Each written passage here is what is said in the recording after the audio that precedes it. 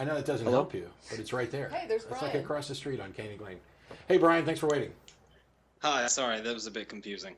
That's okay. We couldn't hear It's you. confusing for us too because we can't actually see anything and we don't know what's going on. All right. So you called because I'm wrong. Well, not necessarily. I called to talk, but I've talked to my brother before about how I think you're wrong about the argument for ignorance fallacy. But first, Wait, I wanted to remind you argument who I from. am because I think you might remember. Can you hear me? Yeah, I can hear you. So argument from ignorance fallacy or argument from authority fallacy? Oh, argument for authority. I apologize. Okay, I just had one on the screen Yeah, and we had a you said little the line other. that they had given us. Yeah, you're Okay. right. The screen's right. Cool. When you debated Matt Slick recently, Yeah. you mentioned me about I was the caller who called that day and was talking about how I believe that God is not perfect and he's not all-knowing. Yeah. I don't know if you remember that or not, but Uh, whatever. That's beside the point. I apologize. I don't really remember it, but He said Matt Slick said you can have him call my show or whatever. Anyways, the reason I think that you're incorrect, slightly incorrect about the argument from authority fallacy is the argument for the way you've put it is it's a fallacy if you say the argument for authority fallacy is a fallacy because you're saying that the person is an authority who actually isn't an authority. that is one version. That's the argument from insufficient authority. Okay, the way I perceive it is the way it's a fallacy is if you say that the person is absolutely correct Yes. because they are the authority. Yes, if you say person A is an expert in subject B, and person A says this about subject B, therefore this is true about subject B, that's an argument from authority fallacy, that you're saying that X is true because an authority said so. It's not a fallacy to cite experts as supporting evidence for a claim. But if you say that a claim is true because some authority said so, that is the fallacy argument from authority. There's a slightly altered version of it where, which is sometimes called the argument from insufficient authority fallacy, where 9 out of 10 dentists say that the Rams are the best team in football. So there's no reason to think that these people are actually experts on this to lead to the conclusion. So it's two subtly different aspects of a category of fallacy. Yeah, the one you presented a couple times was I seem to have a problem with that one. Well, so go ahead. Are you in agreement with what I just said? Yes, I am agreeing. That has always been my position. If I phrased it poorly in another thing, then I misspoke. Okay. So I know you don't have much time left. Like I said, I've called before, and I said to you that I believe that faith was the goal, and faith is the best way to come to know God. And then you said that was BS because he could just demonstrate himself to people. Sure. And that would be a more efficient way. Not just more efficient.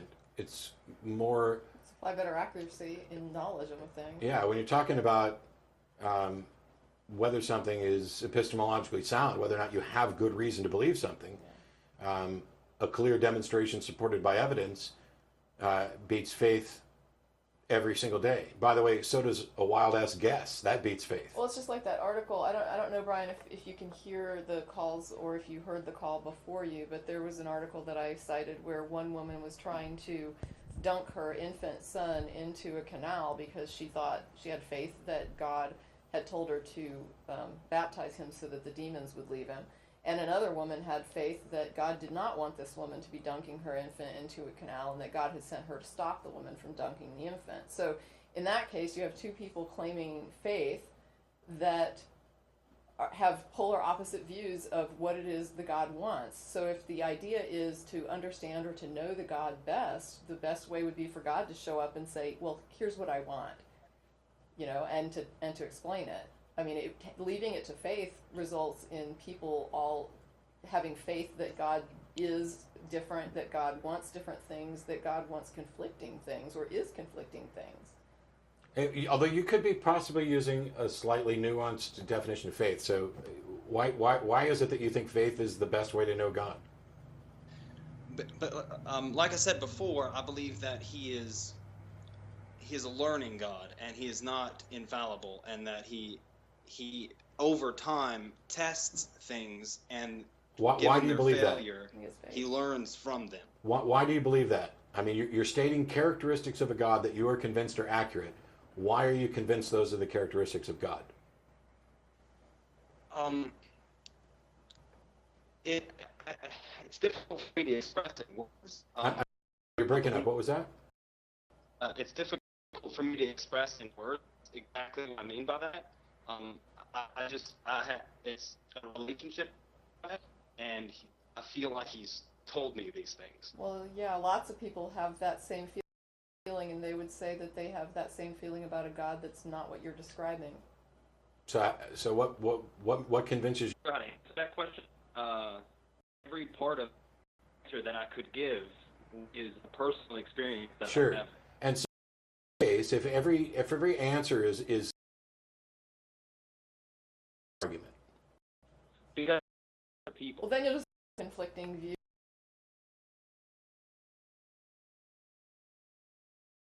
Otherwise, you have no reality to compare it.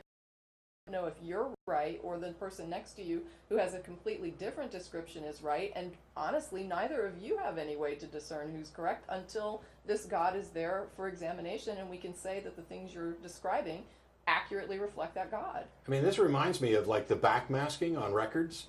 Each person can listen to it and come up with something else. And if I ask them, well, why are you convinced that this is what it actually says, or that this was an intended message? And they say, well, it's subjective. You'll have to listen to it yourself and come up with it. Okay, well, I listen to it and I don't hear any backward message, or I don't hear any intentional backward message. I think that the most reasonable explanation for why you hear things is that we're speaking and we use phonemes, and sometimes backwards those things can sound like something else, but I don't know how we can say there's a message or an intent there. Well, now we have, as Tracy's pointing out, yet another view on this. It's Right. like if you had a box on a table and we all want to find out what's in the box. And you ask each person to go up and they peek in, or they stick a hand in, or they listen to the box, and they each come away with their own interpretation of what's in the box. How can any of them be justified in thinking that they're correct? And if their response is, well, that's what I think's in the box, you have to go look for yourself. Well, can I? And then at the end of all this, I come in and say, okay, where's the box? I don't even see a box. When we're talking about the supernatural, I don't see how you can investigate the supernatural. You've provided no mechanism.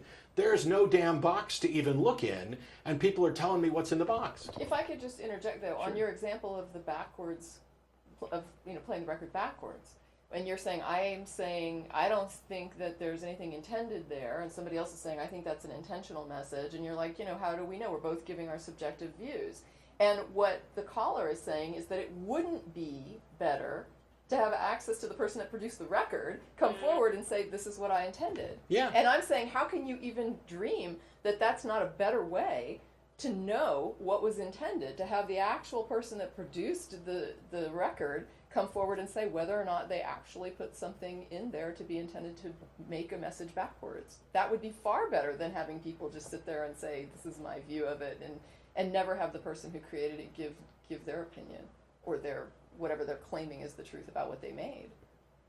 I see what you're saying, and I've talked to my brother who uses a lot of the examples that you guys have used before, and the only thing that I can say to it is that it's the box or the back of the record is it's not something that you can point to. It's Right. something that is And yet inside you're of you. pointing to it. Right. You're not only pointing to it, you're telling me what you think it is. Yeah. How can you simultaneously acknowledge that there's nothing you can point to, and then point to it and tell me what it is?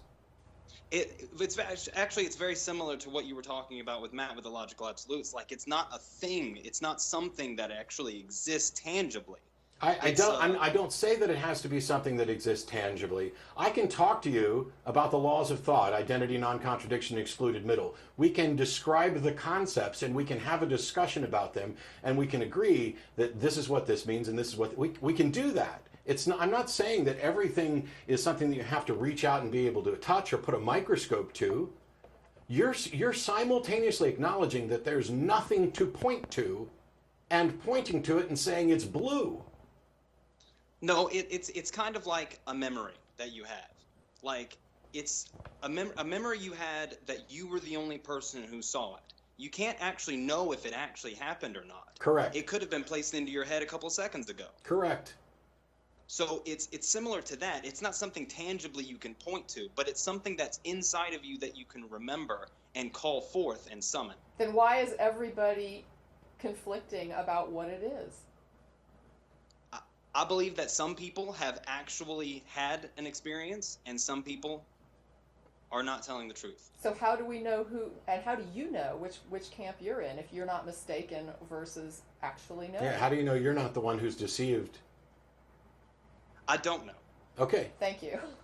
I can't know that. There's no way that I could know that. I also can't know that. Now, like you said before, that I'm a brain in a vat. If there was, if this was something we could actually investigate and provide evidence for, wouldn't that be a better way of coming to an understanding about it than just saying, well, I can't demonstrate that my experience was real, because people have false memories, right?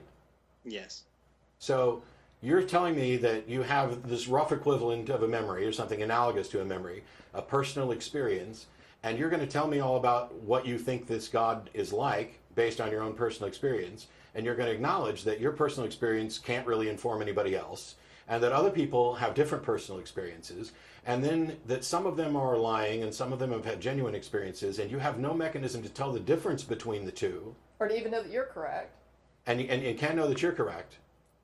And so the idea of saying that we can actually know things about this being becomes completely pointless, because we don't even know what measuring stick to use to tell which person's got an accurate description, because there's nothing to examine. Outside of this particular claim, is there anything else where you would just say, yep, that's the best way to understand this? Why wouldn't you just say, because there's no good way to understand this, because I can't verify it, instead of me saying, I believe that God is this and this and this and blue, why not just say, I don't know? Well, to answer your question a second ago, it's similar to the question as if, am I in the Matrix? I can't know that I'm not in the Matrix. Sure. So I have to take it on faith that I'm not. Okay. And Yeah, and that's similar but what you're to taking on faith is what you're confronted with that we tend to, in mass, agree on. So in other words, you say, well, I take it on faith that this mug is here because I'm in this potentially matrix-like environment where we Well, have to his judge example's things a certain way. His example's backwards. You're not taking it on faith that you're not in the Matrix. You're making a claim that you are in the Matrix, and you're describing the Matrix, because you're in the real world with the rest of us. I don't know of any Matrix. I don't have any way to assess, that I'm in a Matrix, that I'm in a simulation. I don't have any way to investigate that. And you're coming to me and saying, I believe you live in the Matrix, and here's what I believe about the real world that's containing that Matrix, that, there are people out there who are trying to reach us, that they can manipulate, the way things work. You're making all kinds of claims about what is beyond our understanding. You're not taking it on faith that you're not in a Matrix. You're claiming that you are, and then acknowledging you have no way to demonstrate this. Isn't that completely irrational? I don't think so. I don't see the point that you're trying to make there. The way I see it is I thought it was pretty clear the way I stated it. It was an analogy to say that the way that I can't know that my revelation is real and legitimate is the same way that I can't know that I'm not in the Matrix. I mean, don't you have to kind of take it on faith that you're not in the Matrix? No, as well. your revelation is about something that we cannot investigate, correct? The same goes with my existence. Right. No. We can investigate your existence. So you and I live in a world. Can we at least agree that, for practical purposes, you and I have a shared existence, a reality that we both experience together? Not that we're absolutely certain about it, but can we just agree that that's the case? Yes. Okay. If person A comes to me and says, this reality is a fiction, it's actually a computer program, and there's another reality on the outside of this, but I can't demonstrate it, and you come to me and say, there is something outside of reality that is a God, those are the two claims that are analogous. So we're both in the same position, and one person's coming to me saying, you live in a computer simulation, and while I can't demonstrate this to you, it's a feeling I have from personal experience. I'm convinced that I've been getting messages from outside the Matrix that are telling me things. And you're coming to me and saying, I have this experience of a God and I know something about his characteristics that I can't prove to you and nobody can investigate, but I seem to be getting messages from this God. That is where those are the two scenarios that are directly analogous. And so it's not about, oh, I have faith that I'm in the matrix or I have faith that I'm out of the matrix. It's you are asserting something beyond our ability to investigate, just as someone claiming that we are in fact in the matrix is asserting something beyond our ability to investigate. If somebody came to you and said you live in a computer simulation and that they couldn't demonstrate this to you, would you believe it? Do you think that they have good reason to believe it? I would not think that they have a good reason to believe it. Do you understand why I don't think you have a good reason to believe what you believe then? My instinct is telling me to say yes. Trust your instinct. Well, the point that I was trying to make is... That's your whole argument, is trusting your instinct. Why won't you trust it when we've made a reasoned argument with a directly comparable analogy? Because I made a point a moment ago, and I don't feel like you addressed it. Okay. And that is, how do you know? I mean, it's a presupposition that you take that you're not in the matrix right now, right? No. How do you know that you're not? I don't know that I'm not. Why do you keep... So I don't believe that I am in the matrix, but I also don't believe that I'm not in the matrix. This is not something that I have the ability to address, so it's irrational for me to hold a position on it. What I do is I act in the world that I experience, because so far as I can tell, until someone demonstrates to me that I'm in the matrix and provides some way for me to get out of it or show that interaction, I am stuck dealing with the world as I experience it. And so if I start just denying the physical laws of nature and try to dodge bullets, as far as I know, I'm freaking dead. So you keep going to you don't know. Well, are you saying I'm not absolutely certain? Because I don't accept absolute certainty. I'm talking about whether or not there's a rational belief for a proposition. I completely agree with your position on absolute certainty, with the maximal certainty, and I love the way you stated that. I think it's elegant and it's wonderful. Thank you. It's really well done. Your debate with Matt Slick was very informative, and I enjoyed the entire thing. So let's set aside no, because you're making claims of what you believe to be the case about a God. How is that fundamentally different from someone claiming about what they believe to be the case for the world that created the computer simulation we live in? Because if this person, hypothetically, said that they had received a phone call from Morpheus or whatever, this analogy is getting a little out of hand, but if they had... You're the one who said God talked to you. I'm sorry? Earlier you said that God talked to you. You felt that God talked to you. Yes, I believe I have had... How is that different from getting a phone call from Morpheus? Well, it's not. I mean, it works with the analogy. I was just saying that... If it works with the analogy, then when you say the analogy is getting out of hand, that's where you lose me, because I thought this was right on the money. All right. Anyway, agree with you. I want to let you get to your point, because there's one more call I want to try to get to before we run out of time, but go ahead and finish up your point there. Okay. What I'm trying to say is that if a person came up to me or you and said that they had a phone call that took them out of the matrix for a moment and they really saw the real world, how could you tell that they didn't? I can't. And that's how I feel in this situation. I have had a personal experience. I'm not telling you that your personal experience is wrong. I'm not claiming that you're wrong. I'm not claiming that you didn't have your personal experience.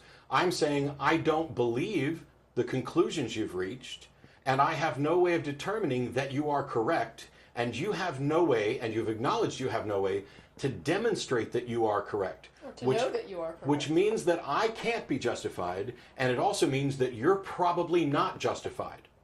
Because if you have a justified belief in something, you should be able to demonstrate it.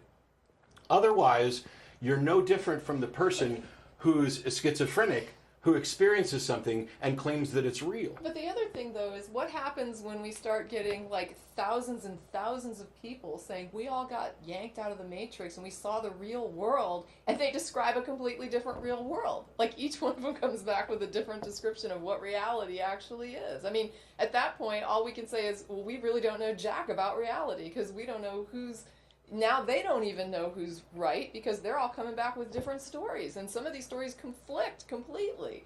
So at And that if you have an incident where there is, like just happened in China, an explosion, you're going to have different stories from different people from these different are perspectives. contradicting No stories, though. No two stories are going to be the same. Sure. But they are not going to conflict unless somebody's wrong. There's not going to be 1,000 people who say, hey, there's an explosion and these people are dead. Yeah. And 1,000 people who say, no, there wasn't an explosion. It was a Right. rainbow party and Right. nobody died. Okay? You may- Not only I mean- that, but each of us can go and investigate the scene where the explosion was and gather evidence for the explosion. And that works for that particular scenario, but it doesn't work for like a memory. Okay, scenario. so what? It's not the fault of reasonable people that a specific claim does not fit into reasonable investigation. To say that, okay, you can investigate this explosion, but you can't investigate my claim, is to admit that your claim is beyond the bounds of reasonable investigation, and none of us should have a position like There's yours. a problem, though, with the memory example, because in this particular instance, it's a memory where tons of people claim to have been there, and they're all giving a different description of what you're saying you remember. There's people that are directly saying it's not a learning God, it's an all-knowing God. Those two things are not both possible. And so, And his explanation is that they're lying. right, but his Or explanation that they is didn't have memory. somebody's Yeah. wrong. And my point is, even the people giving the testimony can't tell who's correct and who's not correct, or if anybody is even correct. And so, at the end of the day, nobody knows anything more than when we started asking people what their experiences were. And all Matt was saying, and what you were saying he was incorrect about, is, if this God would actually reveal itself, we could clear this mess up. And you're saying that's not correct. And I don't No. understand that. That's not what I was saying. I wasn't saying that wasn't correct, and you may be correct in that position. What That's I'm a saying better way is to straighten this that- mess out. what I'm saying is that in the past he has stepped in to reveal himself to people. Prove it. And it did. How it did does it that you think that this is true? That God has stepped in the past. How do you think this is true? with revelation, first person experience, Okay. and through the Bible. Okay, so first of all, the Bible is not confirmation that a God has stepped in. I agree. You agree? Yes. I just asked you why you believe that a God has stepped in, and you said one of your two things was the Bible. And then when I said the Bible is not evidence that a God has stepped in, you agree. No. You said it wasn't confirmation. I agree that it's evidence, but it's not confirmation.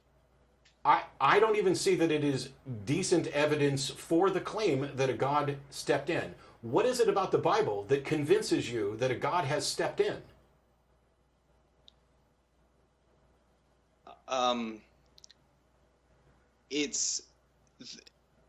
When I read the stories and the wordings of it, it empowers something inside of me. Okay, we're done. We're done. I apologize. I have one more call I want to get to. We're way over time. This has gone on way too long.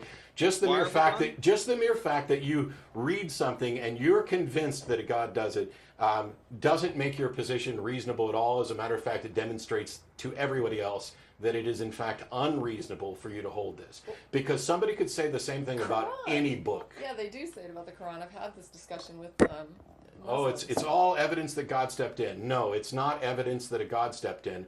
Well, in order to have evidence for that, it would need to be something that could not be man-made. And everything about the Bible screams this could be man-made, because it's like a lot of other holy books. Anyway, we'll go on to Randall real quick.